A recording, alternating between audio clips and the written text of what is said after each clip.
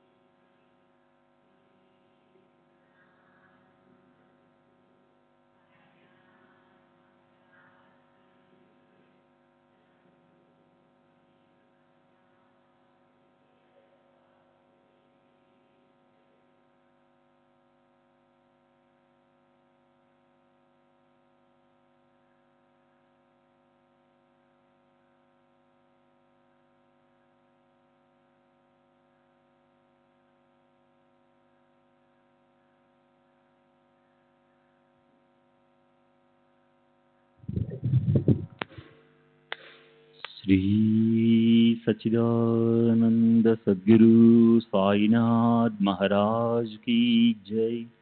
सद्गुरु श्री साईनाथ शरद बाबू जी की जय। श्री साईनाथाय नमः। శ్రీ సాయిబాబా సత్య చరిత్ర 10వ అధ్యాయం మొన్నటి తర్వాయి.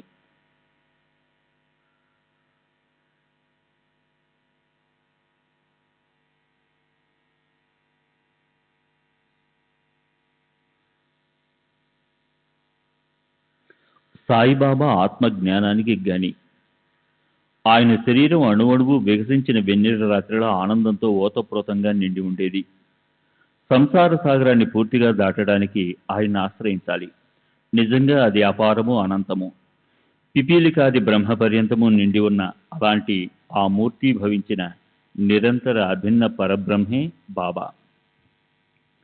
కలియుగం యొక్క కాల వ్యవధి 4,32,000 సంవత్సరాలు. అందులో రమారమి 5,000 సంవత్సరాలు గడిచాక బాబా అవతరించారు. ఇక్కడ బాబా జన్మించిన తేదీ తెలియనప్పుడు ఏ ఆధారంతో దీన్ని నిశ్చయించారని శ్రోతలకు సందేహం కలగొచ్చు. అయితే విచారపూర్వకంగా శ్రద్ధ పెట్టి వినండి. షిరిడి క్షేత్రంలో తమ నిర్యాణం అయ్యే వరకు ఉండాలన్న సంకల్పంతో క్షేత్ర సన్యాస వృత్తితో అంటే ఒకానొక పుణ్యక్షేత్రంలో నివసించి ఆ క్షేత్రాన్ని సమాధి అయ్యే వరకు వదలకూడదన్న నియమం పెట్టుకున్న సన్యాస వృత్తితో అక్కడ బాబా 60 సంవత్సరాలు గడిపారు. మొదట్లో ఆయన 16 ఏళ్ల వయసున్నప్పుడు షిరిడిలో ప్రకటమైనారు. అప్పుడు ఆయన అక్కడ 3 సంవత్సరాలు ఉండిపోయాడు. తరువాత ఆ మధ్యలో అక్కడి నుంచి ఎక్కడికో వెళ్ళిపోయాడు. అంత దూరంలో నిజాం రాజ్యంలో కనిపించారు.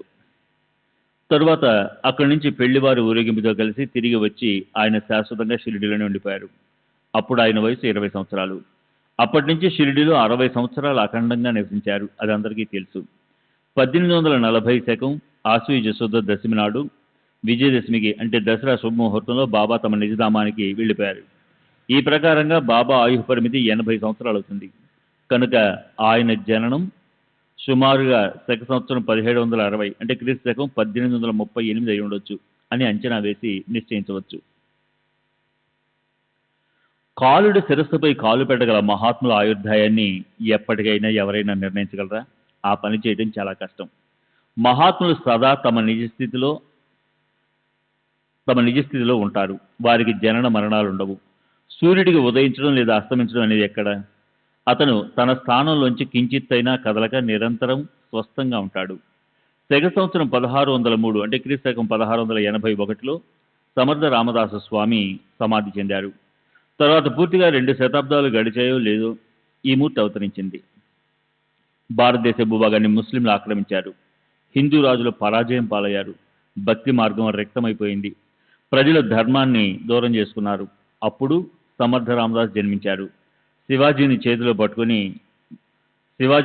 పెట్టుకుని ముసల్మానుల నుంచి రాజ్యరమణి రక్షించి గో బ్రాహ్మణులను సంరక్షించారు. తరువాత పూర్తిగా 2 శతకాలు కూడా గడవకముందే గతకాలపు చీకటి ఛాయలు పైకి ఎగబగాయి.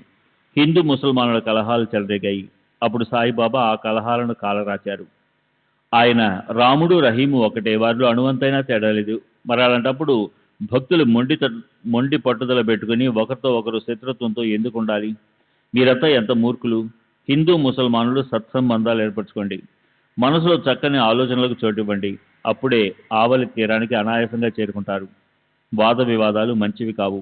ఎవరితోనూ పోటీ పడకండి. నిరంతరం మీ శ్రేయస్సు గురించే శ్రమించండి. అప్పుడు అక్షరుడైన శ్రీహరి మిమ్మల్ని రక్షిస్తాడు. యోగము, యాగము, తపస్సు, జ్ఞానము ఇవన్నీ హరిని ప్రాప్తము చేసుకునే సాధనలు. ఇన్ని మన హస్తాల్లో శస్త్రాల్లో ఉన్నా హృదయంలో హరి లేకపోతే జీవనం పావనం కాదు, వ్యర్థమైపోతుంది. ఎవరైనా ఏదైనా అపకారం చేసినప్పటికీ మనం దానికి ప్రతీకారం తీర్చుకొని అక్కర్లేదు. చేయటం చేతనైతే వారికి ఉపకారం చేయడమే దానికి పరిష్కారం. బాబా చేసే ఉపదేశారం అలా ఉండేది. ఉత్తములు, నీచులు, స్త్రీలు, శూద్రులు వీరందరికీ సరిసమానంగా స్వార్థం కోసము అలాగే పరమార్థం కోసము కూడా ఇదే శ్రేయస్కరమైన చక్కని సరళ మార్గం. స్వప్నంలోని రాజు వైభవం మేల్కొనగానే ఎలా వ్యర్థమవుతుందో అలాగే ఈ సంసారం పూర్తిగా మిథ్య అని బాబా అభిప్రాయం. దేహము, సుఖదుఖాలు నిజం కావు అని అలా సంసారంలోని వస్తుస్థితి ఆయనకు తెలిసి ఉండేది. ఆత్మానుసంధానంతో ఆ స్వప్న భ్రమలను తొలగించి ఆయన ముక్తిని సాధించారు. శిష్యుల బద్ధత చూసి ఆయన మనసు వ్యాకులం చెందేది. వారి దేహభ్రాంతి ఎలా పోతుందన్న దాని గురించే ఆయన రాత్రింబౌళ్ళు చిందించేవారు. నేనే బ్రహ్మను అన్న మనోభావన, అఖండానందంలో హాయిగా ఉండే స్వభావం, అలవిగాని ఆశలు, అర్థం లేని ఆకాంక్షలు లేని మానసిక స్థితి, రాగబంధాలు లేని వైరాగ్యము ఇవన్నీ ఆయన్ని ఆశ్రయించి విశ్రాంతిగా ఉండేవి. తాళాలు, తంబురా తీసుకుని గడప గడపకి తిరుగుతూ వచ్చిపోయే వారి ముందు దైన్యంగా చేయి చాపడం అంటే ఆయనకు అసలు తెలియదు. అలా లెక్కలేనంత మంది గురువులు ఉంటారు. వారు జనులను పట్టి బలవంతాన్ని తెచ్చి శిష్యులను చేసుకుంటారు. డబ్బు కోసం మోసం చేసి బలవంతంగా చెవుల్లో మంత్రాన్ని నుదుతారు. శిష్యులకు ధర్మబద్ధంగా జీవించాలని నేర్పిస్తారు. కానీ తాము మాత్రం అధర్మాన్ని ఆశ్రయించిన బతికేస్తారు. తామే దాటలేని భవసాగరాన్ని అలాంటి గురువులు శిష్యులను ఎలా దాటిస్తారు? తామే తప్పించుకోలేని జనన మరణాల నుంచి శిష్యులను ఎలా తప్పిస్తారు? తమ దారికత్వం ప్రాచుర్యం పొందాలని, జగత్తులో తమ జెండాలు మెండుగా ఎగరాలనే మనస్తత్వం, మచ్చుకైనా లేని మహనీయ తత్వం స్థాయి. ఎక్కడ దేహాభిమానానికి చోటు ఉండదో, ఎక్కడ శిష్యులపై అత్యంత ప్రీతి చూపే ప్రవృత్తి ఉంటుందో అదే సాయిమూర్తి. నియత, అనియత అని 2 రకాల గురువులు ఉంటారు. ఒక్కొక్కరి నిశ్చిత కార్యం గురించి శ్రోతలకు నేను స్పష్టంగా చెప్తాను. దైవీ సంపత్తి దైవీ సంపదతో పరిపూర్ణులుగా చేయగల అంతఃకరణను శుద్ధి చేయటం, మోక్ష మార్గానికి తేవటం ఇవే అనీత గురువులు చేసేది. నీత గురువులతో అనుబంధం ఏర్పడితే ద్వైతం పోయి ఐక్యత జాగృతమవుతుంది. అప్పుడు తత్వమసి అనే మహావాక్యాన్ని ఆ గురువులు ప్రత్యక్షంగా అనుభవింపజేస్తారు. అలాంటి గురువులు అఖిల విశ్వంలో నిర్గుణ రూపంతో స్థితిలో ఉంటారు. వారు భక్తుల హితం కోసం దేహాన్ని ధరించి తమ అవతార కార్యం సమాప్తి కాగానే తిరిగి వెళ్ళిపోతారు. సాయిబాబా రెండవ కోవకి చెందిన గురువు. ఆయన నా బుద్ధికి తోపించిన విధంగానే ఉంటుంది నా రచన. జగత్తులో అలవాటుగా ఉండే వ్యవహారిక విద్యలకు అనేక మంది గురువులు ఉంటారు. ఆత్మసాక్షాత్కారాన్ని కలిగించే వారే సద్గురువులు. సంసార సాగరాన్ని సులభంగా దాటించగలవారు సమర్థ సద్గురువు. వారి మహిమ అంత తేలిగ్గా అర్థం కాదు. శ్రీ సచ్చిదానంద సద్గురు సాయినాథ్ మహారాజ్ కి జై. సద్గురు శ్రీ సాయినాథుని శరద్ బాబూజీ की జై.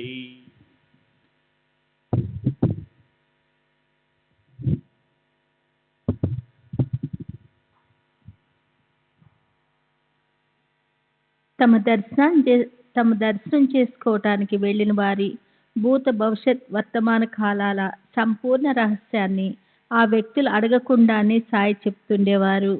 సర్వత్రా సమస్త ప్రాణి మాతృలను ఆయన బ్రహ్మ భావనతో చూస్తుండేవారు.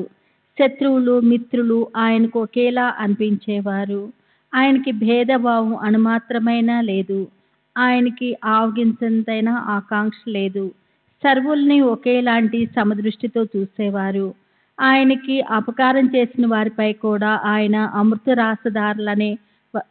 అమృత రసధారలనే వర్షించేవారు.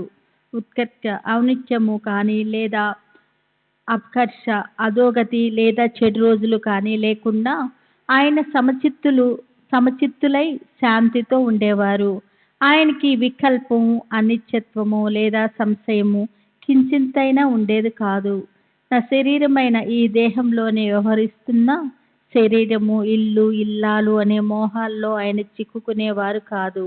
బయటికి చూడటానికి దేహం ఉన్నప్పటికీ అంతర్యంలో విదేహిగా ఉన్నవారు. అదే దేహంలో మోక్షానికి వెళ్ళిన నిర్ముక్తులు కారా?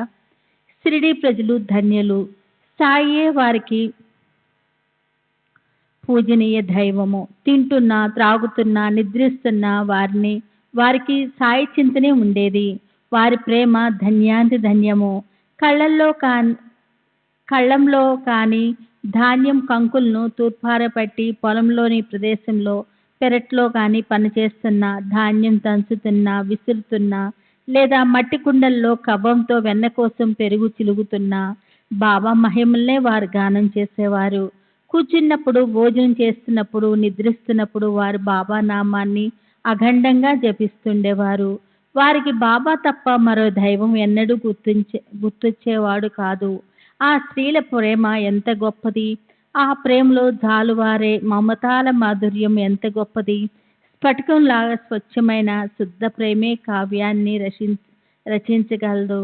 వేదోపనిషత్తులను అవసాన పట్టిన విపత్తు కాదు. అణవంతు అక్షరజ్ఞానం లేకపోయినా సాధారణ సరళ భాష నుంచే సహజంగా కవిత్వము తళుక్కుమంటుంది. చతుర జ్ఞానులు తలూపుతారు. నిజమైన ప్రేమను ఆవిష్కరించగలిగినదే నిజమైన కావ్యం అనిపించుకుంటుంది. ఆ స్త్రీల శబ్దాల్లోకి శ్రోతలు తొంగి చూడాలి. సాయిబాబా ఇచ్చ ఉంటే ఆ కవితలను పూర్తిగా సేకరించగలుగుతాము. అది ఒక అధ్యాయమై ఆ కవితలను వినాలన్న శ్రోతల ఇచ్చ నెరవేరుతుంది. సాయిబాబా నిజానికి నిరాకారులైన భక్తులపై కృప చూపడం కోసం సాయి అనే రూపంతో ప్రకటమైనారు. ఆయన గుర్తించాలంటే దేహాంకారం దూరం అవ్వాలి. మనసులోని కామక్రోధాల లాంటి క్షుబ్ధవృత్తులు నశించిపోవాలి. భక్తి భావము పరవళ్లు తొక్కుతూ ప్రవహించాలి. భక్తుల పుణ్యము పరవశిస్తూ ఫలించినప్పుడు, ప్రాప్తకాలం పరుగులతో వచ్చినప్పుడు అది ఏకత్వమై సాయి రూపంతో షిరిడీలో సంపూర్ణంగా మొలకలతో పులకించి ఫలించింది. వర్ణించలేని వారిని వర్ణించడం కోసం చెప్పగల శక్తి వచ్చింది. జన్మ లేని వారికి నిజమైన జన్మ లభించింది. ఆకారం లేని వారికి మూసలో పోసి తయారు చేసిన మూర్తి యొక్క కరుణారసము అనే ఆకృతి లభించింది. సాయిబాబా మూర్తి యశ్వంతము, శ్రీమంతము, వైరాగ్యయుక్తము,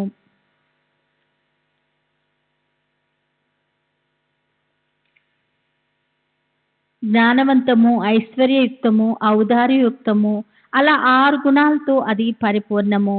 బాబా నిశ్చయంగా విలక్షణమైనది. స్వతహాగా సంగ్రహించబడని ఆకారం లేని ఒక వస్తువు భక్తుల మీద అనుగ్రహం చూపటానికి దేహాన్ని ధరించింది.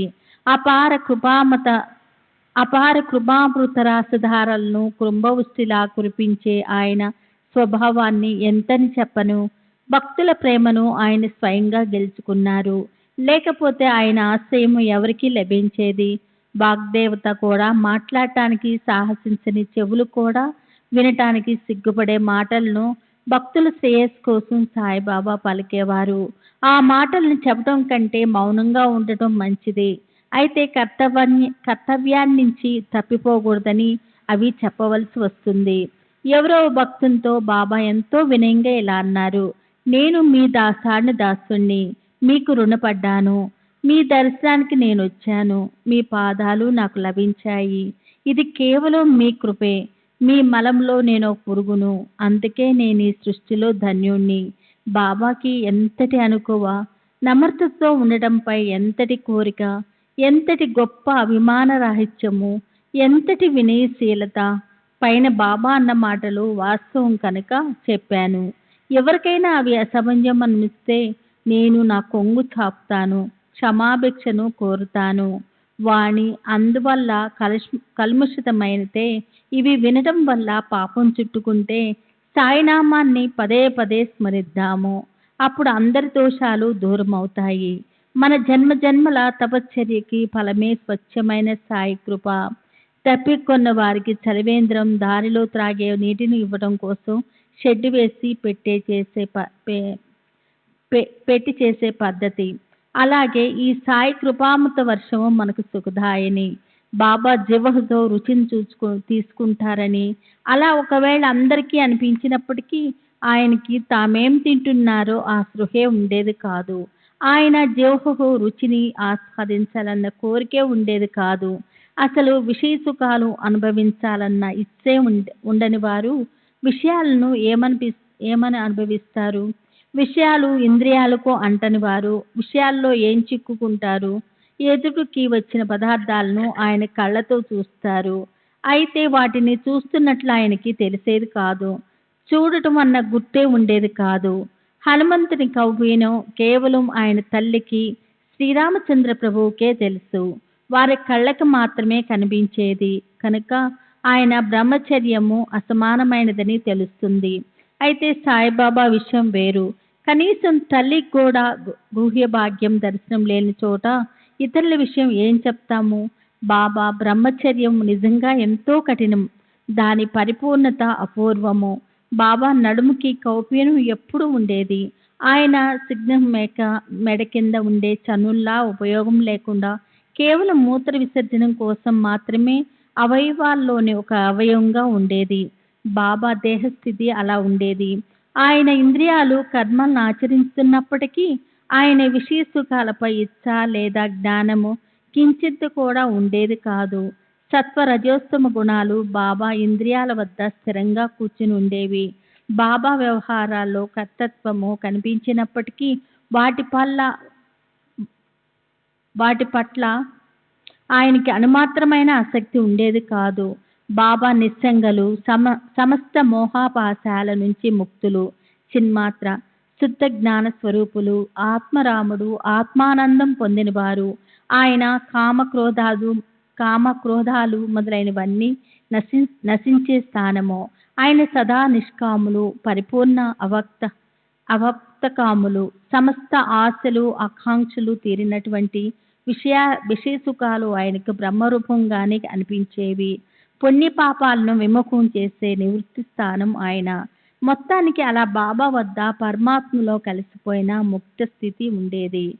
నానావల్లి లే అనగానే గద్దె విడిచి ప్రక్కకు వెళ్ళిన ఆయన వద్ద దేహాభిమానము అథవా ఇతరులో భేదభావం స్వప్నంలో కూడా ఉండవు. ఈ మృత్యులోకంలో ఆయనకు పొందవలసింది ఏదీ లేదు. పరలోకంలో సాధింపవలసింది మిగిలి లేదు. అలా ఆ సత్పురుషుడు లోకులపై కృపానుగ్రహ వర్షధాలను కురిపించినప్పటికీ ధరాధలంపై అవతరించారు. ఆ మహానుభావుడు కరుణసుధలతో పరవళ్లు తొక్కే మహాసాగరమే. ఇతరులపై కృప కురిపించటానికి తప్ప ఆయన అవతరించడానికి మరొక కారణమే లేదు. ఇతరుల శ్రేయస్సు కోసం ఆయన అత్యంత కృపాళుడు రావుతారు. ఆయన హృదయము నవనీతంలా అత్యంత మృదువుగా ఉండేదని అంటారు. కానీ నవనీతం కేవలం తనకు తాపం కలిగితేనే కరిగిపోతుంది. అయితే సత్పురుషుల హృదయము ఇతరులకు కలిగే తాపంతోనే ద్రవిస్తుంది. మాసికలు వేసిన కుట్టిన కప్ని వారి దేహాన్నాచరించే వస్త్రము, గోని పట్ట వారు కూర్చోటానికి నిద్రించడానికి సాధనము. అనురాగ ప్రలోభాలనే భావన లేకుండా వారి మనసు స్వచ్ఛమైన స్ఫటికంలా ఉంటుంది.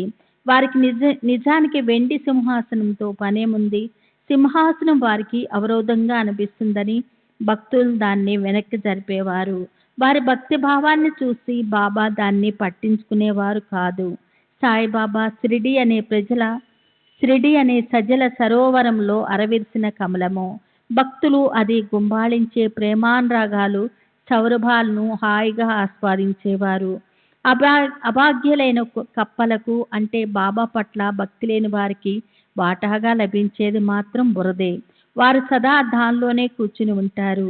బాబా ఎవరికి ఏ విధమైన యోగాసనాలు, ప్రాణాయామము లేదా ఇంద్రియ దమనము చేయమని చెప్పలేదు. లేదా మంత్రతంత్ర కేవలం చేతుల్లోనే చేసే ధార్మిక విద్యలోని ఒక క్రియ లేదా యంత్ర దేవత పూజకు కావలసిన ఒక రేఖాత్మకలను పూజించమని చెప్పలేదు. శ్రీ సచ్చిదానంద సద్గురు సాయినాథ్ మహారాజ్ की जय. सद्गुरु श्री साईनाथ शरद बाबूजी की जय.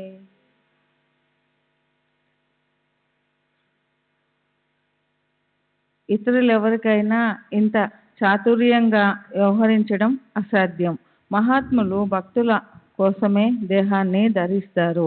వారి మనసుల్లోని సమస్త భావనలు, వ్యవహారికలోని సమస్త ఆచరణలు భక్తుల కోసమే. గుర్తుంచుకోండి, సాయి మహారాజు అనురాగ గంగాజరి తరంగాలు జాలువారే శాంతికి నిలయం, శుద్ధమైన పరమానందానికి స్థానం. ఆయనకి నా నిరభిమాన దోషరహిత సాష్టాంగ నమస్కారం. సాయి మహారాజు ఏం తేంచిన ఆ స్థానం గొప్ప పుణ్యంతో పావనం అయ్యింది. పూర్వజన్మలో మంచి కర్మలు పోగు చేసుకోకపోతే ఇలాంటి నిధి దొరకడం దుర్బలం. శుద్ధ బీజ చియా పోటీ ఏ తి ఫలే రసల్ గోమటి. శుద్ధమైన గింజల్లో రసభరితమైన మంచి ఫలాలు వస్తాయి అన్న సామెతకి అనుభవాన్ని షిరిడీలోని ప్రజలు పొందారు. ఆయన హిందువు కాదు, ముసల్మాను కూడా కాదు. ఆయనకి ఆశ్రమం, హిందూ ధర్మంలో శాస్త్రాలు నిర్దేశించిన బ్రహ్మచర్యం, వానప్రస్థం, సన్యాసం అనే 4 ఆచార ధర్మాలు లేదు, వర్ణం లేదు. హిందూ సమాజంలోని బ్రాహ్మణ, క్షత్రియ, వైశ్య, శూద్రులనే 4 జాతులు అయినప్పటికీ ఆయన సుఖదుఖాలు, ఉద్యోగాలు, ఘోర చింతలు వీటితో నిండిపోయిన సంసారాన్ని సమూలంగా సర్వనాశనం చేసేవారు. అందమైన ఆధ్యాత్మిక భావచిత్రం లాంటి బాబా చరిత్ర జగత్తంతా విస్తరించిన ఆకాశంలా అనంతం, అపారం, గహనం. అది తెలుసుకోవడం ఆయనకి తప్ప ఎవరికి సాధ్యం కాదు. చిత్తం పని చింతన చేయడమే. చింతన చేయకుండా అది ఒక క్షణం కూడా ఊరికే కూర్చోదు. దానికి విషయాలనిస్తే అది విషయ చింతన చేస్తుంది, గురువునిస్తే గురు చింతన చేస్తుంది. కనుక ఇంద్రియాలన్నిటినీ కేవలం చెవుల్లో నింపుకొని సాయి గురువు మహత్తుని వింటుంటే అదే సహజంగా జరిగే ఆయన స్మరణ, కీర్తన, భజన అవుతాయి. పంచాగ్ని సాధన 4 దిశల్లో 4 అంగులను వెలిగించి రోజంతా ఎండలో కూర్చొని చేసే కఠిన తపశ్చర్య. యజ్ఞ, యాగ, మంత్ర, తంత్ర, అష్టాంగ యోగ, యమ, నియమ, ఆసన, ప్రాణామాయ, ప్రత్యాహార, ధారణ, ధ్యాన, సమాధి అనే 8 అంగాలుండే సాధన ప్రయోగం కేవలం బ్రాహ్మణులకే సాధ్యమవుతుంది. ఇతరులకు దాంతో ఉపయోగం ఏమిటి? సత్పురుషుల కథలు మాత్రం అలా కాదు. అవి అందరినీ సరిసమానంగా చక్కటి మార్గంలో పెడతాయి. ప్రపంచం గురించి లేదా రాబోయే జన్మ గురించిన భీతి అనే దుఃఖాన్ని దూరంగా తరిమివేస్తుంది. మనకి పరమార్థాన్ని అంటే మోక్షాన్ని దర్శింపజేస్తుంది. మహాత్ముల కథలు శ్రవణ, మనన, పరిశీలన, మనసుతో అభ్యాసం, నిధిధ్యాసన, మళ్ళీ మళ్ళీ చేసే విచారణ చేయడంతో బ్రాహ్మణ, శూద్రులు లేదా స్త్రీలు మొదలైన సర్వులు పాపాల నుంచి ముక్తులవుతారు. ఈ జగత్తులో ఎక్కడైనా సరే ప్రేమంటూ లేని మానవులు ఉండటం సాధ్యం కాదు. కొందరికి కొన్నిటి మీద, కొందరికి మరికొన్నిటి మీద, ఇలా ప్రేమ వేరు వేరు చోట్ల వేరువేరుగా ఉంటుంది. కొందరికి ప్రేమ ఉండే స్థానం సంతతి అయితే కొందరికి ధన సంపత్తి, మరికొందరికి తమ శరీరం, ఇల్లు, భార్య, మాన సన్మానాలు, కీర్తులలో ఉండే కొందరికి విద్యా ప్రాప్తిలో ఉంటుంది. ఇలా ప్రేమ విషయ సుఖాల వద్ద ఉంటుంది. దాన్నంతా కలిపి హరి చరణాలలోనే మూసలో పోస్తే అదప్పుడు భక్తి రూపంతో ప్రకటమవుతుంది. కనుక ఇంటిలోనూ, భార్యలోనూ, ప్రపంచంలోనూ చిక్కుకున్న చిత్తాన్ని సాయి చరణాలకు సమర్పించడం అనే సులభ మార్గాన్ని పట్టుకోవాలి. ఆ సులభ మార్గంతో ఆయన కృప మీపై కుంభవృష్టిలా కురుస్తుంది.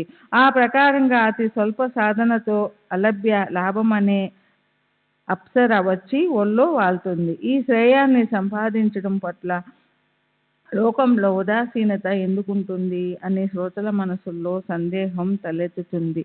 చిన్న ఉపాయంతో ఉన్నంత లాభం ప్రాప్తిస్తున్నప్పటికీ పుష్కల సంఖ్యలో మానవులు ఈ మార్గాన్ని ఎందుకు అనుసరించటం లేదు?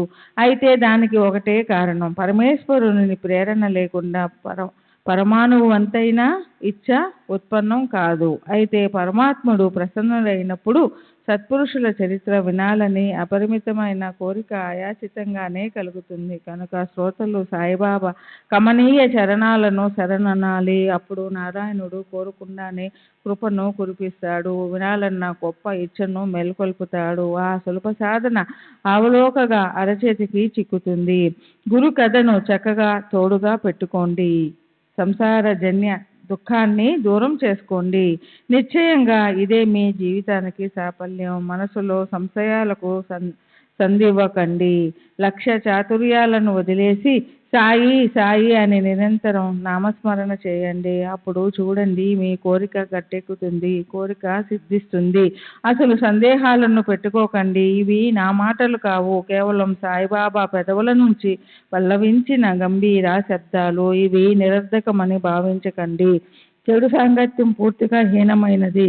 అది మహా దుఃఖానికి ఆశ్రయస్థానం. ఇది తెలియకుండా పెడద్రోవలు పట్టిస్తుంది, సుఖాలను తరిమివేస్తుంది.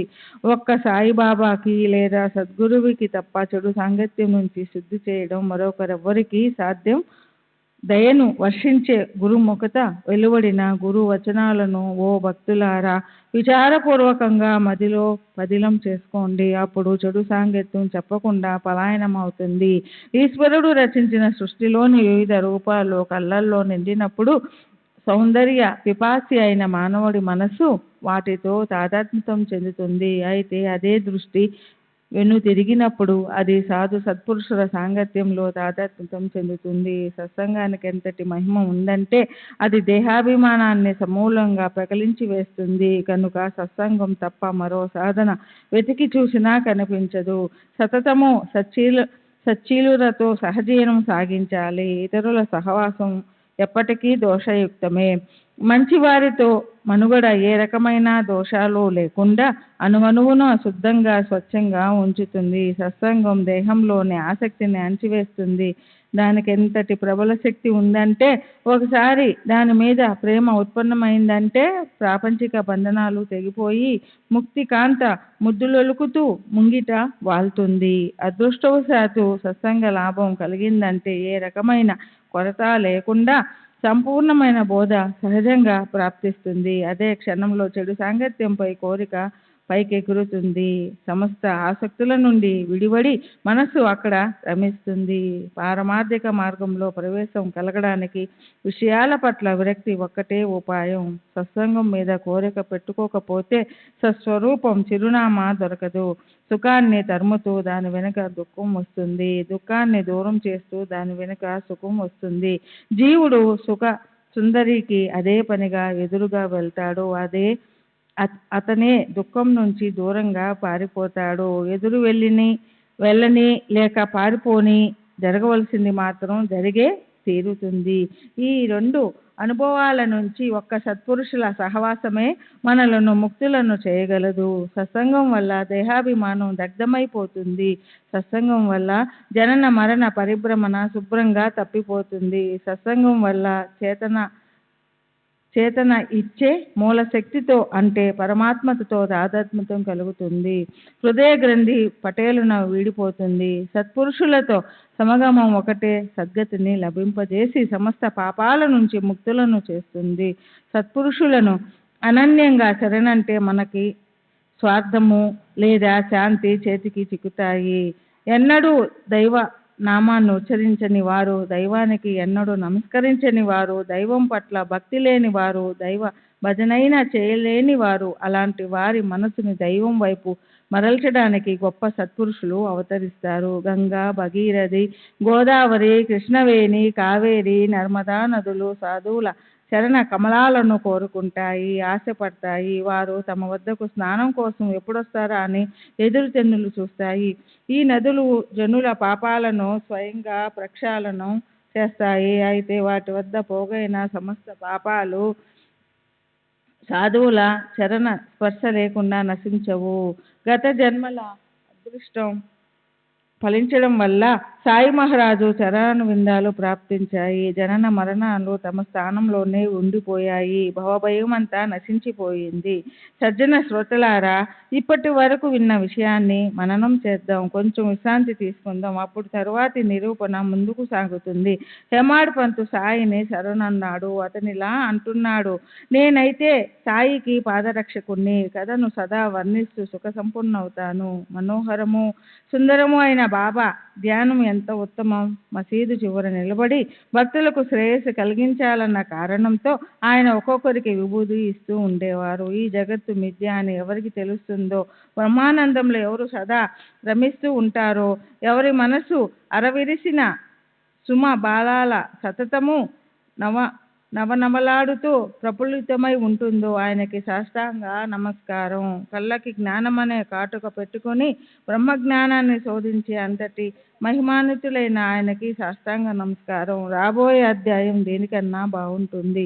చెవుల ద్వారా ఎదలోకి ఎగబాకి హృదయ మందిరంలోని మాలిన్యాన్ని మటుమాయం చేసి పవిత్రం చేస్తుంది. సర్వులకి శుభమస్తు. ఈ ప్రకారంగా సత్పురుషులు సజ్జనులు ప్రేరణ చేసిన భక్త హేమాడ్ పంత్ రచించిన శ్రీ సాయి సమర్థుల సత్య చరిత్రలోని శ్రీ సాయి సమర్థ మహిమ అనే పేరు గల 10వ అధ్యాయం ముగిసింది. శ్రీ సద్గురు సాయినాథార్పమస్తు. శుభం భవతు. శ్రీ సచ్చిదానంద సద్గురు సాయినాథ్ మహారాజ్ की जय. सद्गुरु श्री साईनाथुनि शरद बाबूजी की जय. 10వ అధ్యాయంలో వరుసగా 27 నుంచి 32, 90, 92, 96, 97, 100 నుంచి 102, 104, 71 నుంచి 73, 106, 114, 119, 113, 156 ఓవీల్లో హేమాడ్ పంత్ సాయిబాబా సగుణ రూపాన్ని, స్వభావాన్ని ఎంతో అందమైన పదాలతో అద్భుతంగా వర్ణించారు. తరువాత బాబా అష్టసిద్ధుల గురించి, ఆయనలో ఉన్న భగవంతుని లాంటి గుణాల వర్ణన చూడండి. అణిమ, మహిమ, లఘిమ మొదలైన అష్టసిద్ధులు కుబేరుడికి నవవిధులు. ఎవరి సన్నిధిలో నమస్కరిస్తూ నిలబడతాయో వారికి చెక్కపలక అనేది ఓ నిమిత్తం కాదా? యశస్సు, ఐశ్వర్యం, వైరాగ్యం, జ్ఞానము, ఔదార్యము మొదలైన 6 గుణాలలో ఉన్న మూర్తి సాయి. ఇంతగా చెప్పి హేమాడ్ పంత్ బాబా యొక్క సర్వాంతర్యామిత్వాన్ని, సర్వ వ్యాపకతని వర్ణిస్తాడు. చూడ్డానికి 3.5 మూరల దేహంతో షిర్డీలో ఉన్నట్లు అనిపించిన అత్యంత పవిత్రమైన సాయి మహారాజు సర్వ హృదయ నివాసి, పుణ్యరాశి, పిపీలకాది బ్రహ్మ పర్యంతము నిండి ఉంది. నిజంగా అపారము, అనంతము, నిరంతరం అభిన్నంగా ఉండే మూర్తిభవించిన పరబ్రహ్మ తత్వమే సాయిబాబా. అప్పుడు మోక్షదాయకమైన ఆయన సామర్థ్యాన్ని గురించి ఆయన నిత్యము స్మరించమని, ఆయన చరిత్ర గానం చేయమని చెప్పారు. ఎవరు సమస్త లోకులకు హితం చేకూర్చడంలో నిమగ్నులై ఉంటారో, పరబ్రహ్మ స్వరూపంలోని నిత్యము స్థితులై ఉంటారో వారిని గుండెల నిండా పొంగి పొరలే ప్రేమతో నిరంతరం స్మరించండి. ఎవరి స్మరణ మాత్రంతో జనన మరణ పరిభ్రమణ పలాయనమవుతుందో, దేనికి కనీసం దమ్మిడి అయినా ఖర్చు చేయవలసిన పని లేదో అలాంటి సాధనల్లోకెల్లా ఉత్తమమైన సాధన చేయండి. భక్తుల భక్తిభావం చూసి గురువు వారికి శాశ్వత ఆనంద లక్షణమైన మోక్షాన్ని అలవాకుగా అరిచేతికి అందిస్తారు. తమ దర్శనంతోనే హృదయ గ్రంథిని భేదించి విషయ భోగాల పట్ల విముఖత కలిగించి సంచిత అగామి కర్మలు కనుమరుగైపోయేలా చేసి ఆయన చరిత్రను గానం చేద్దాం. అందుకే హేమాద్వంత అంటారు, హేమాద్ సాయిని శరణంటున్నాడు, నేనాయన కాలి జోడుని, నేనాయన కథను నిరూపిస్తాను, అంతమాత్రంతో నేను సుఖ సంపన్నుడినవుతాను.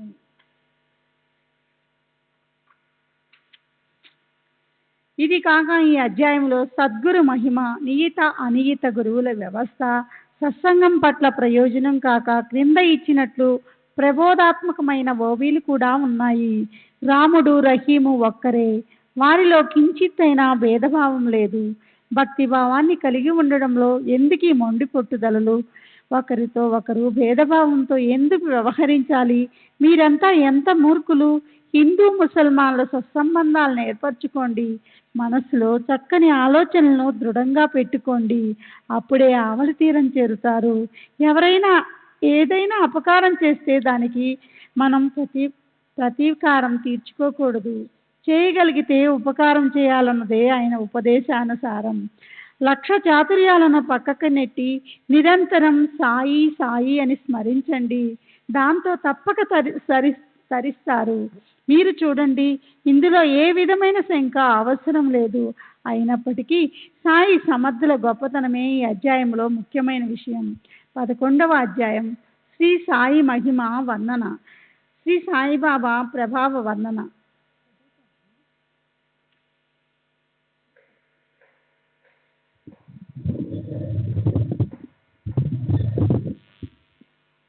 పదకొండవ అధ్యాయం శ్రీ సాయి మహిమ వర్ణన, శ్రీ సాయిబాబా ప్రభావ వర్ణన. శ్రీ గణేశునికి నమస్కారం, శ్రీ సరస్వతీదేవికి నమస్కారం, శ్రీ గురు మహారాజుకి నమస్కారం, శ్రీ కులదేవతకి నమస్కారం, శ్రీ సీతా శ్రీరామచంద్రులకి నమస్కారం, శ్రీ సద్గురు సాయినాథునికి నమస్కారం. గడిచిన అధ్యాయంలో బాబా సన్నని చెక్కబల్ల మీద పడుకోవడం, ఎవరికీ కనిపించకుండా ఎక్కడం దిగడం, అవగాహన కందని వారి కుశలత గురించి చెప్పబడింది. హిందువులకు గాని ముస్లింలకు గాని ఇద్దరితోనూ సమదృష్టితో వ్యవహరించడం గురించి కూడా చెప్పబడింది. ఎవరి కోసం జీవితకాలమంతా నిరీక్షించాలో ఆయన శ్రీ షిరిడి ప్రజల పూజ్య దైవం అయ్యారు. ఇప్పుడేమనిపిస్తుందంటే మాధుర్యం తొణికిసలాడే కథలతో అలంకరించబడిన 11వ అధ్యాయాన్ని దృఢభావంతో శ్రీ సాయి చరణాలకు అర్పిద్దాం. అందువల్ల బాబా సగుణ రూపాన్ని గురించిన ధ్యానం జరుగుతుంది. రుద్ర పారాయణ యజుర్వేదంలోని రుద్ర అధ్యాయం అనే పేరుగల ప్రసిద్ధి మంత్ర సముదాయం 11 సార్లు జరుగుతుంది. బాబాకి పంచమహాభూతాల మీదున్న ఆధిపత్యం ప్రామాణికంగా తెలుస్తుంది. ఆయన అద్భుత మహిమ తెలుస్తుంది. ఇంద్ర, వర్షదేవత, అగ్ని, వరుణు, జలదేవతలు బాబా మాటలకు ఎలా గౌరవించేవారో దానిని ఇప్పుడు క్లుప్తంగా వివరిస్తాను. శ్రోతృలు శ్రద్ధగా వినండి. సాయిబాబా సగుణ రూపం అంటే మూతీభవించిన పూర్ణ వైరాగ్యమే. అనన్య భక్తులకది విశ్రాంతి స్థానం.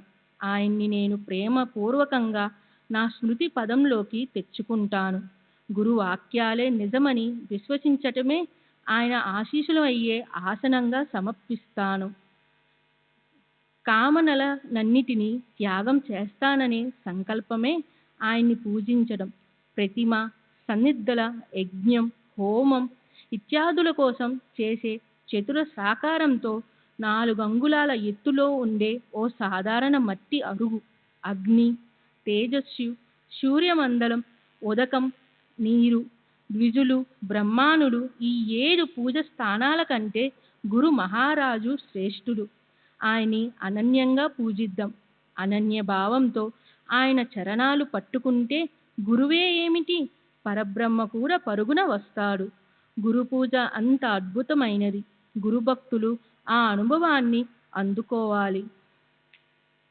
పూజించేవారు సాకారులైతే, అంటే దేహభ్రాంతితో ఉండే వారైతే అది ఉన్నంత వరకు వారికి గురువు కూడా దేహాన్ని ధరించే ఉండటం అవసరమవుతుంది. నిరాకారులకి, దేహభ్రాంతిని విస్మరించిన భక్తులకి నిరాకారుడైన దేహదారి కానుటువంటి సూక్ష్మ రూపంలో ఉండే గురువు అవసరపడతారు అని శాస్త్రాలే నిందించాయి. సగుణ ధ్యానం చెయ్యకుండా భక్తిభావం ఎన్నటికీ ప్రకటం కాదు. ప్రేమపూర్వకమైన భక్తి కలుగునంత వరకు మనస్సనే మొగ్గ విప్పరదు. అది వికసించకపోతే దాంట్లో ఇంచి సౌరభాలు గుబాలించబడవు. పువ్వులో మత్తెక్కించే మకరందామృతధారలు కూడా ఉండకపోతే అప్పుడు తుమ్మెద కూడా అక్కడ క్షణం పాటైనా ఆగదు. రూప గుణ సంపన్నత అంటే సాకారం, రూపగుణ రహితం అంటే నిరాకారం. రెండు ఒకదాని నుంచి ఒకటి భిన్నం కాదు. సాకారము నిరాకారము ఒకటే. పేరుకొని ఉన్నంటికి అది నెయ్యి, గడ్డ కట్టనిది, కరిగినా దాని నెయ్యి అనే అంటాము. బ్రహ్మదేవుడు సగుణ నిర్గుణాలకు రెండిటికి కలిపేశాడు. కల్లారా ఎవరిని వీక్షించగలమో, ఎవరి పాదాలపై తలను పెట్టగలమో, ఎక్కడ జ్ఞానం ప్రత్యక్షంగా వచ్చి కలవడానికి సులభమవుతుందో అక్కడే ప్రీతి ఉన్నతమవుతుంది. ప్రేమగా కబుర్లు చెప్పటానికి, గంధక్షతలు వేసి పూజించడానికి సగుణ సాకార వ్యక్తి అవసరం. నిర్గుణ రూపం కంటే సద్గుణ రూపాన్ని అవగాహన చేసుకోవడం నిజంగా ఎంతో సులభం. సగుణ రూపంపై ప్రేమ దృఢమైతే నిర్గుణ రూపం తనంతట తను అర్థమవుతుంది. భక్తులు నిర్గుణ రూపాన్ని తెలుసుకోవాలని బాబా ఎన్నో ఉపాయాలను చేసేవారు. వారి అధికారనున్నంతసరికి వాళ్ళని తమకు దూరంగా పంపేవారు. చాలా రోజుల వరకు తమ దర్శనాన్ని చేసుకొనిచ్చేవారు కారు. కొందరిని షిరిడీ బయటికి దూరంగా పంపేవారు. కొందరిని షిరిడీలో ఏకాంత స్థలంలో బంధించి ఉంచేవారు. కొందరిని వాడాలోనే నిర్బంధించి పారాయణ చేయమని నియమం పెట్టేవారు. దాని కర్ణ ఏమిటంటే సంవత్సరాల తరబడి అలా అభ్యాసమైనంతే నిర్గుణ రూపాన్ని ఆసక్తితో నిరంతర చింతన చేయడం పెరుగుతుంది. కూర్చున్నా, నిద్రిస్తున్నా, భోజనం చేస్తున్నా వారి మనసుకి బాబా సహవాసమే పట్టుకుంటుంది. సచ్చిదానంద సద్గురు సాయినాథ్ మహారాజ్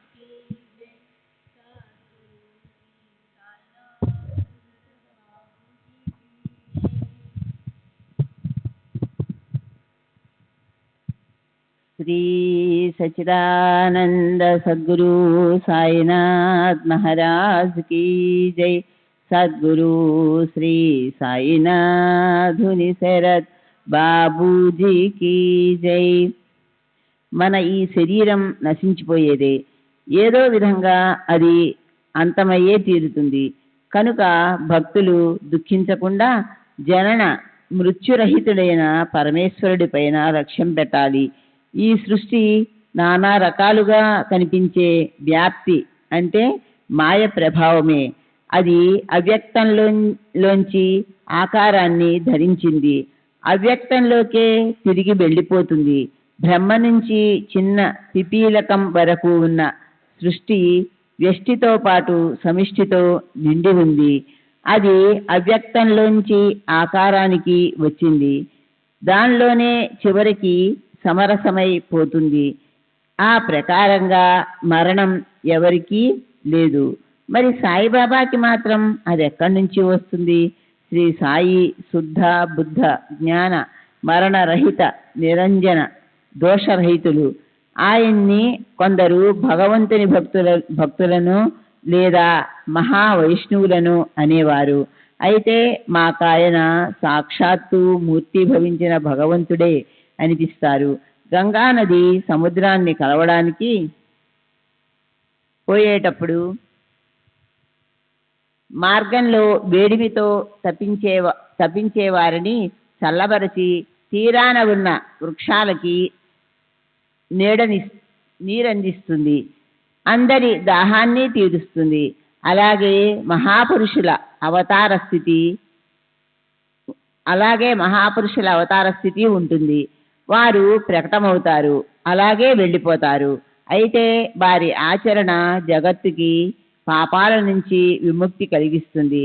బాబా క్షమాగుణం ఎంతో విశిష్టమైనది. వారి శాంతి సహజాతి సహజంగా విలక్షణంగా ఉండేది. వారెంతో నిష్కపటంగా మార్ధవంగా సహనశీలతతో ఉండేవారు. అలాగే తృప్తి ఆయన్ని నిరంతరం పెనవేసుకొని ఉండేది. చూడ్డానికి ఆయన దేహాన్ని ధరించినట్లున్నప్పటికీ ఆయన రూప గుణరహితులుగాను కామ క్రోధాది క్షుబ్ధ వికార రహితులుగాను ఉండేవారు. ఆయన ఈ జగత్తులో తిరుగుతున్నప్పటికీ అంతఃకరణలో దేనితోనూ సాంగత్యం లేకుండా సంగరహితులై ఉండేవారు. సమస్త మోహాల నుంచి బంధాల నుంచి ముక్తులై బంధరహితులుగా ఉండేవారు. సాక్షాత్తు పరమేశ్వరుడే అయిన శ్రీకృష్ణుడు భక్తి వరదలుగా పొంగి పొరలే సత్పురుషులు నాకు జీవనము ప్రాణము కూడా. వారు నా సజీవ ప్రతిమలు. సత్పురుషులంటే స్వయాన నేనే. అయితే సత్పురుషులను ప్రతిమతో పోల్చడం కూడా సరికాదు. సత్పురుషులు నా నిశ్చల స్వరూపులు కనుక ఆ నా భక్తుల ప్రతిష్టను కాపాడడానికి వారి బరువు బాధ్యతలను నేనే మోస్తాను. సత్పురుషులను శరణన్న వారి చరణాలకు నేను నమస్కరిస్తాను అన్నారు. అలా సత్పురుషుల మహత్తును స్వయంగా శ్రీకృష్ణుడు ఉద్ధవుడితో చెప్పారు. సమస్త సగుణ వస్తువుల మధ్య ఏ శ్రేష్ఠ సగుణ వస్తువు ఉందో, సమస్త నిర్గుణ వస్తువుల మధ్య ఏ శ్రేష్ఠ నిర్గుణ వస్తువు ఉందో, సుగుణ సౌరభాలను గుబాళించే వ్యక్తుల మధ్య ఏ సర్వశ్రేష్ఠ గుణం ఉందో, సమస్త సద్గుణరాశులైన జనుల్లో అత్యంత శ్రేష్ఠ గుణం ఉన్న అలాంటి గుణ సంపన్నులకి ఆయన రాజు కృతకృత్యులు. తమ శ్రమతో ఫలాన్ని పొంది తృప్తి పొందిన అవాక్త కాములు, ఇచ్ఛలన్నీ నెరవేరిన యదృచ్ఛాలాభ సంతుష్టులు, అయాచితంగా లభించిన దానితో తృప్తి చెందేవారు. నిరంతరం సస్వరూపంలో ఎంతగానో లీనమై సుఖ దుఃఖాలకు అతీతంగా ఆత్మానందమనే ఐశ్వర్యంతో ఉండే ఆయన గొప్పతనాన్ని ఎవరు వర్ణించగలరు? సాక్షాత్తు పూజనీయ పరమాత్మ అయిన అలాంటి వారిని వర్ణించడం అసాధ్యం. అవర్ణనీయమైన ఆ శక్తి అవలోకకు అందే రూపంతో అవనిపై అవతరించింది. సత్యము జ్ఞానము ఆనందము మూర్తి భవించిన సుఖ విగ్రహులైన జ్ఞానానికి పూర్తి చిహ్నం ఆయనే. అంతఃకరణలో బ్రహ్మతో ఐక్య రూపులుగా అయిన మూర్తి కూడా ఆయనే. ప్రపంచం నుంచి నివృత్తి అయ్యి సంసారానికి సంబంధించిన వ్యవహారాల నుంచి ముక్తులై బ్రహ్మ ఆత్మల ఐక్యత అనే అనుభవ బ్రహ్మైత్మక్యానుభూతి స్థితిని పొందిన అలాంటి శుద్ధ ఆనందమూర్తి కూడా ఇదే. ఆనందో బ్రహ్మేతి, ఆనందం అంటేనే బ్రహ్మ లేదా పరమాత్మ. ఈ శృతి తైత్తరీయ ఉపనిషత్తు 3వ వల్లి అనువాకం 6 శ్రోతలు నిత్యము వింటారు, పుస్తకాల్లోనూ గ్రంథాల్లోనూ చదువుతారు. అయితే భావికులు షిరిడీలో ఆ అనుభవాన్ని ప్రత్యక్షంగా పొందుతారు. ధర్మము అధర్మము అనే లక్షణాలున్న సంసారం ఎంతో విలక్షణమైనది. సస్వరూప నిజ జ్ఞానం కలగని వారికి క్షణక్షణము ఈ సంసారాన్ని సంభాళించుకోవలసి వస్తుంది. అయితే సస్వరూప నిజ జ్ఞానం కలిగి ఉన్న వారికి సంసారం అనేది ఒక విషయం కాదు. వారు సదా ఆత్మస్వరూపంలోనే స్థిరంగా ఉంటారు. వారు నిత్యముక్తులు, ఆనంద స్వరూపులుగా ఉంటారు. సదా శుద్ధ జ్ఞాన స్వరూపులు అంటే పరమాత్మ రూపులుగా ఉంటారు. బాబాయే సర్వులకి ఆధారస్థానం. మరి ఆయనకు కూర్చోవడానికి ఆధారం ఎందుకు? అది కూడా వెండి సింహాసనం. అయితే బాబా భక్తుల ముచ్చటను ముద్దుగా తీరుస్తారు. ఎన్నో రోజుల నుంచి ఉన్న ఓ పాత గోనె పట్ట మొక్కే ఆయన కూర్చొనే ఆసనం. దాని మీద కూర్చోవడానికి భావిక భక్తులు ఓ చిన్న పరుపు వేసేవారు. వెనుక జారిగిల పడటానికి ఓ గూడుండేది. అక్కడ ఒక తలగడా పెట్టేవారు. భక్తుల మనసుల్లో భావాన్ని బట్టి బాబా అందుకు అనుగుణంగా వ్యవహరించేవారు. సాయిబాబా షిరిడీలో నివసించినట్లు కనిపించినప్పటికీ ఆయన అన్ని చోట్లకు వెళ్ళేవారు. ఆ అనుభవాన్ని ఆయన తమ భక్తులకు ఎప్పుడూ చూపించేవారు. ఆయనకి స్వయంగా ఏ మనోభావన లేనప్పటికీ భక్తుల శ్రద్ధను అనుసరించి అన్ని రకాల పూజోపచారాలు ఆయన స్వీకరించేవారు. కొందరు చామరాలు వీచేవారు, కొందరు విసినికర్రలతో విసిరేవారు, కొందరు సన్నాయి, డోలు మొదలైన మంగళ వాయిద్యాలు వాయించటమనే పూజను అర్పించేవారు. కొందరు వారి పాదాలను చేతులను కడుగుతుంటే మరొకరు వారికి అత్తరు చందనాలను అద్దేవారు. కొందరు మహానైవేద్యం సమర్పించి త్రయోదశ గుణాల 13 పదార్థాలుండే 1 ఈనెలు తీసిన తమలపాకులు, 2 వక్కపడి, 3 సున్నం, 4 కాచు, 5 కుంకుమ పువ్వు, 6 కస్తూరి, 7 బాదం, 8 పచ్చకర్పూరం, 9 జాపత్రి, 10 యాలక్కాయలు, 11 లవంగం, 12 జాజికాయ, 13 కొంచెం బంగారంతో ఉండే తమలపాకులతో తాంబూలాన్ని అర్పించేవారు. కొందరు శివలింగానికి పెట్టేలా 2 వేళ్లతో సమానంగా అడ్డంగా గంధం బొట్టు పెట్టేవారు. కొందరు కస్తూరి కలిపిన గంధం బొట్టు పెట్టేవారు. శ్రీ సచ్చిదానంద సద్గురు సాయినాథ్ మహారాజ్ కీ జై. సద్గురు శ్రీ సాయినాథుని శరత్ బాబూజీ కీ జై.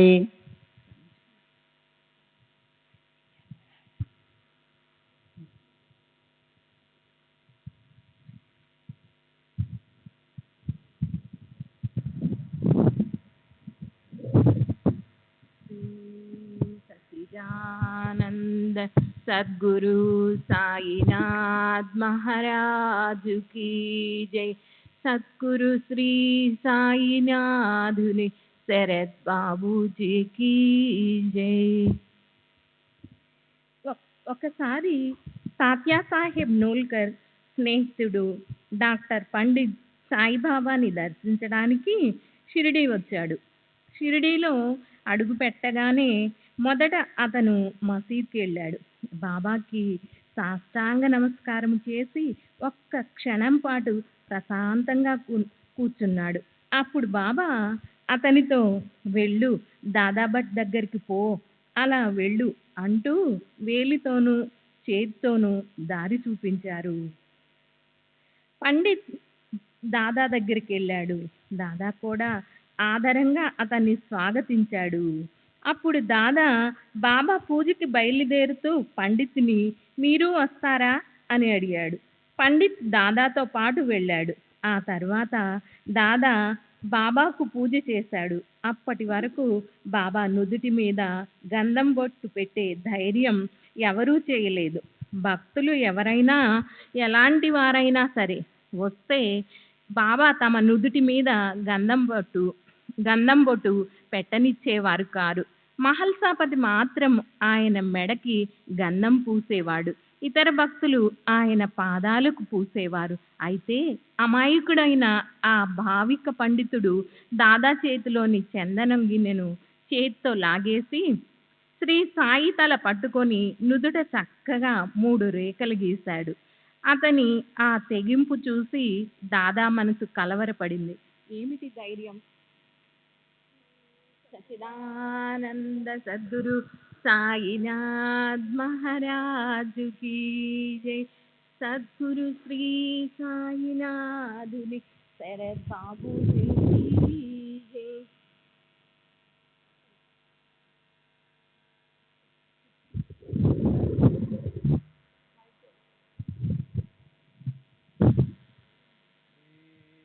सच्चिदानंद सद्गुरु साईनाथ महाराज की जय. సద్గురు శ్రీ సాయినాథ్ శరత్ బాబూజీకి జై. అయితే ఎప్పుడు జరగనిది జరిగినప్పటికీ బాబా ఒక్క మాట కూడా అనలేదు. పైగా ఎంతో ప్రసన్నంగా కనిపించారు. పండిత్ మీద అసలు కోపగించలేదు. సరే, ఆ రోజు గడవనిచ్చారు. అయినా దాదా మనసులో ఆ గిల్లి అలా ఉండిపోయింది. అతని విషయాన్ని ఆ రోజు సాయంత్రం బాబాని అడిగాడు. మేము మీ నుదుటి మీద చిన్న గంధం బొట్టు పెట్టబోతే మమ్మల్ని కనీసం మీ నుదుటిని స్పర్శ అయినా చేయనివ్వరు కదా. ఈ రోజు పొద్దున ఏమైంది? మా బొట్టు అంటే అంత విసుగా, పండిత్ త్రిపుండాలంటే అంత ఇష్టమునా? ఎంత తమాషా! ఈ విచిత్రం అర్థం కావటం లేదు. దానికి సాయిబాబా ప్రేమగా చిరునవ్వులు చిందిస్తూ దాదాతో అన్న ఈ మధురమైన మాటలను అందరూ స్వస్థ చిత్తంతో వినాలి. దాదా, అతని గురువు బ్రాహ్మణుడు, నేను ముస్లిమును. అయితే నన్నే ఆయనగా భావించి అతను నాకు గురు పూజ చేశాడు. నేను గొప్ప బ్రాహ్మణుణ్ణి, అతను అపవిత్ర జాతికి చెందిన ముస్లిము. ఆయన్ని నేనెలా పూజించాలి అని అతని మనసులో సందేహం కూడా లేదు. అలా అతను నన్ను మోసం చేశాడు. అక్కడ నా ఉపాయం పనిచేయలేదు. వద్దు అనటానికి అవకాశమే లేదు. నన్ను అతను స్వాధీనం చేసుకున్నాడు అన్న బాబా సమాధానం విన్నప్పటికీ దాదాకి అది హాస్యాస్పదం అనిపించింది. అయితే దాదా ఇంటికి చేరుకోగానే అతనికి ఆ మాటలకు నిజమైన అర్థం బోధపడింది. బాబా చేసిన ఈ వైరుధ్యం దాదా హృదయాన్ని ఎంతగానో తూట్లు పొడిచింది. అయితే పండిత్తో పిచ్చాపాటి మాట్లాడుతున్నప్పుడు బాబా చేసిన పనిలో అంతరార్థం అతనికి వెంటనే తెలిసిపోయింది. దోపేశ్వరికి చెందిన సిద్ధపురుషుడు రఘునాథ్, అతను కాకా పురాణిక్ అనే పేరుతో ప్రసిద్ధి చెందాడు. ఆయన చరణాలకు డాక్టర్ పండిత్ ఆకర్షింపబడ్డాడు. ఆయనతో శిష్యరికం అనే రుణానుబంధం కూడా పెట్టుకున్నాడు. పండిత్ కాకాని తలుచుకున్నాడు. అతనికి అలాంటి అనుభవం కలిగింది. మనసులో ఉన్న భావాన్ని బట్టే భక్తి ప్రభావం ఉంటుంది. సరే, ఇలాంటి సేవలన్నీ చేయించుకోవాలని తమ మనసులో అనిపించినప్పుడే ఆయన అలా చేయించుకునేవారు. లేకపోతే పూజా పళ్ళాన్ని ఎగరగొట్టేవారు, నరసింహ అవతారం ఎత్తేవారు. ఆ రూపం ప్రకటమైతే ఇక ధైర్యంగా ఎవరుంటారు? ఆయన ఎదుట ఎవరు నిలబడగలుగుతారు? అలా మనోవృత్తి క్రోధంగా అయితే ప్రాణభయంతో పారిపోకుండా ఎవరుంటారు? ఒక్కోసారి అకస్మాత్తుగా క్రోధాగ్నితో మండిపడేవారు. భక్తుల మీద అగ్నిజ్వాలను కురిపించేవారు. ఒక్కోసారి నవనీతం కంటే మెత్తని స్వభావంతో భాషించేవారు. అంతెందుకు, ఆయన మూర్తిభవించిన శాంతి క్షమాలే. ఒక్కోసారి ప్రణయకాలపు అంటే కల్మాంతర సమయంలో, అంటే సమస్త జగత్తుకి అంతిమ సమయం ఆసన్నమవటం, అగ్నిలా వ్యవహరించేవారు. అప్పుడు అది భక్తులకు కత్తిపై సాములో ఉండేది. అయితే ఒక్కోసారి వెన్న కంటే మిన్నగా సున్నితంగా కనిపించేవారు. ఆనందాల హరివిల్లులో వెదజల్లుతూ వ్యవహరించేవారు. క్రోధంతో గజగజ వణుకుతూ కళ్ళు అగ్నిగోళాల్లా తిప్పినప్పటికీ ఆయన కడుపులో తల్లికి కన్నబిడ్డపై ఉండే కారుణ్య ప్రవాహజరి కమనీయంగా ఉండేది. క్షణంలో మూల స్వభావంలోకి వచ్చాక భక్తులని కేకేసి పిలిపించి, నా మనసులో ఎవరి మీద కోపం ఉండదు. తల్లి తన బిడ్డను కాలితో తన్నేస్తేను, సముద్రం ఒకవేళ నదిని వెనక్కి తిప్పి పంపితేను, అప్పుడే నేను మిమ్మల్ని తరిమేస్తాను, మీకు అహితం చేస్తాను. నేను నా భక్తుల ఆజ్ఞకి అధికారిని, వారి వద్దే నిలబడి ఉంటాను. నేను ప్రేమ కోసం ఆకలితో అలమటిస్తున్నాను, భక్తులు పిలిస్తే పలుకుతాను అనేవారు. ఈ కథాభాగం రాస్తూ ఉండగా సహజంగా ఇలాంటిదే మరో కథ స్మృతి పదంలో మెదిలింది. అది ఉదాహరణగా చెప్తాను, శ్రోతలు దాన్ని విచారపూర్వకంగా వినండి. ఓసారి కళ్యాణ్కి చెందిన సిద్దిక్ ఫాల్కే అనే పేరు గల ఒక ముస్లిం మక్కా మదీనా యాత్రలు చేసి షిరిడీ చేరుకున్నాడు. వృద్ధుడైన హాజీ మక్కా మదీనా అంటే హజ్ యాత్ర చేసిన వారిని హాజీలు అంటారు. ఉత్తరం వైపు ఉన్న చావడిలో దిగాడు. మొదటి 9 నెలలు బాబాకి అతనిపై కరుణ కలగలేదు. బాబా అతని పట్ల ప్రసన్నులు కాలేదు. అతనికి యోగ్యమైన సమయం రాలేదు. శ్రీ సచిదానంద సద్గురు సాయినాథ్ మహారాజ్ की जय. सद्गुरु श्री साईनाथ शरत बाबूजी की जय.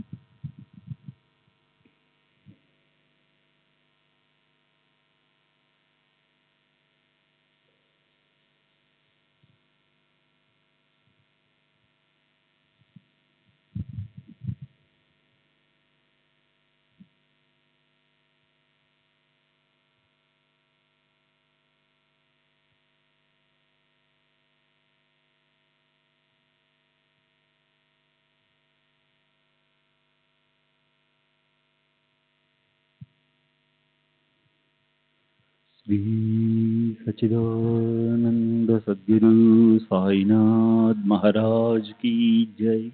सद्गुरु श्री साईनाथ शरद बाबू जी की जय। साई रहम नजर करना, बच्चों का पालन करना। साई रहम नजर करना, बच्चों का पालन करना। जाना तुमने जगत पसार, सब ही झूठ जमाना।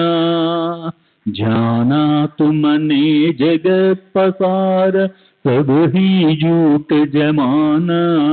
साई रहम नजर करना, बच्चों का पालन करना। साई रहम नजर करना, बच्चों का पालन करना। मैं अंधा हूँ बंदा आपका, मुझसे पद दिखलाना। मैं अंधा हूँ बंदा आपका, मुझसे पद दिखलाना। साई रहम नजर करना, बच्चों का पालन करना। साई रहम नजर करना, बच्चों का पालन करना। दास गणों कहे अब क्या बोलूं, थक गई मेरी रसना। दास गणों कहे अब क्या बोलूं, थक गई मेरी रसना। साई रहम नजर करना, बच्चों का पालन करना। साई रहम नजर करना, बच्चों का पालन करना। रहमो नजर करो अब मोरे साई, तुम बिना नहीं मुझे माँ बाप भाई। रहमो नजर करो मैं अंधा हूँ बंदा तुम्हारा। मैं अंधा हूँ बंदा तुम्हारा। मैं ना जानू, मैं ना जानू, मैं ना जानू अल्लाह इलाही। रहमो नजर करो, रहमो नजर करो अब मोरे साई।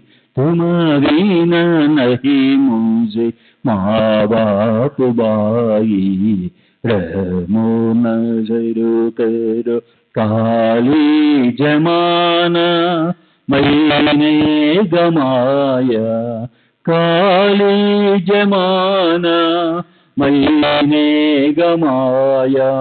साथी आखिर का, साथी आखिर का, साथी आखिर का तुम बिना कोई। रहमो नजर करो, रहमो नजर करो अब मोरे साई। तुम बिना नहीं मुझे माँ बाप भाई। रहमो नजर करो अपने मस्जिद का झाड़ू गणो है। अपने मस्जिद का झाड़ू गण है। मालिक हमारे, मालिक हमारे, मालिक हमारे तुम बाबा साई। रहमो नजर करो, रहमो नजर करो अब मोरे साई। तुम बिना नहीं मुझे माँ बाप भाई। रहमो नजर करो। श्री सच्चिदानंद सद्गुरु साईनाथ महाराज की जय। सद्गुरु श्री साईनाथ शरद बाबू जी की जय।